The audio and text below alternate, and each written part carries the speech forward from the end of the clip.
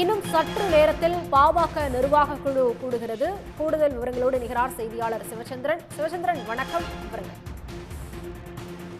பாட்டாளி மக்கள் கட்சிக்குள் பாமக நிறுவனர் மருத்துவர் ராமதாசுக்கும் அன்புமணி ராமதாசுக்கும் இடையே ஏற்பட்ட மோதல் காரணமாக பாட்டாளி மக்கள் கட்சி இரு அணிகளாக, அதாவது மருத்துவர் ராமதாஸ் தலைமையில் ஒரு அணியாகவும் அன்புமணி ராமதாஸ் தலைமையில் ஒரு அணியாகவும் அந்த கட்சி செயல்பட்டு வருகின்றன.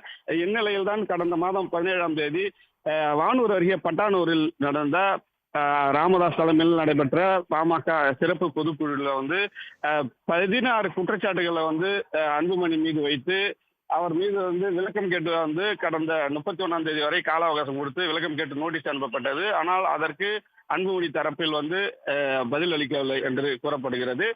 இந்நிலையில தான் நேற்று முன்தினம் மீண்டும் அந்த பாமகனுடைய ஒழுங்கு நடவடிக்கைக்கு 9 பேர் கொண்ட ஒருங்கிணைப்பு கூட்டமானது நேற்று முன்தினம் தைலாபுரம் தோட்டத்தில் நடைபெற்றது. அந்த கூட்டத்தில் சுமார் 2 மணி நேரமாக அன்புமணி மீது நடவடிக்கை எடுப்பது தொடர்பாக விவாதிக்கப்பட்டதாக தெரிகிறது.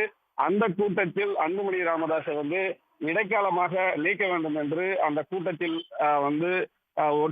கூடிய 9 பேரும் ஒட்டுமொத்த கருத்தாக இருந்ததாக தகவல்கள் வெளியாகின. அதனைத் தொடர்ந்துதான் நேற்று தைலாபுரத்தில் ராமதாஸ் தலைமையில் மாவட்ட செயலாளர் மற்றும் மாவட்ட தலைவர் கூட்டமும் நடைபெற்றது.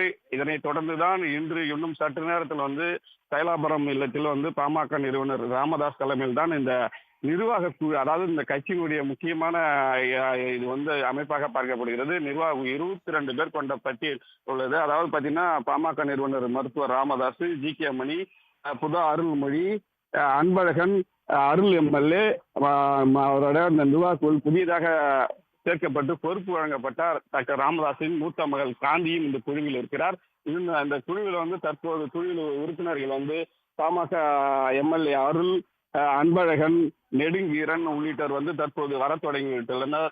இன்னும் சற்று நேரத்தில் இந்த கூட்டமானது தொடங்க உள்ளது. இந்த நிர்வாக குழு கூட்டத்தில் ஏற்கனவே ஒழுங்கு நடவடிக்கை குழு அளித்த அந்த அதாவது அன்புமணி மீது நடவடிக்கை எடுக்க கோரி எழுத்துப்பூர்வமாக கொடுத்துள்ளதாக கூறப்படுகிறது ராமதாஸிடம். அது சம்பந்தமாக இந்த கூட்டத்தில் விவாதிக்கப்பட்டு அடுத்த கட்டமாக அன்புமணி ராமதாஸ் மீது அவர் இடைக்காலமாக நீக்குவதற்கான நடவடிக்கை எடுக்கப்படும் என்று தகவல்கள் வெளியாகின. இந்நிலையில் தான் இன்னும் சற்று நேரத்தில் இந்த நிர்வாக கூட்டமானது தொடங்க உள்ளன. விவரங்களுக்கு நன்றி சிவச்சந்திரன்.